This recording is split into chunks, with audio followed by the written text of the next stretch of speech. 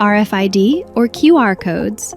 Choose wrong and you could waste thousands of work hours every year.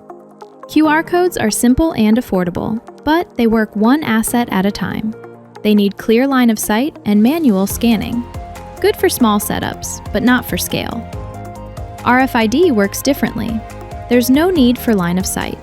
Hundreds of assets can be scanned in seconds. Updates happen automatically, giving you real-time visibility without stopping work. Yes, RFID costs more at the start, but it saves time every day. Less manual scanning, fewer missing assets, and quicker audits. Over time, those savings add up, making RFID a smart, long-term choice. QR codes work well for small asset lists that don't move much. RFID is better for large inventories, frequent asset movement, and when real-time tracking really matters. Ready to switch to RFID? Start smarter asset tracking with DreamzCMMS.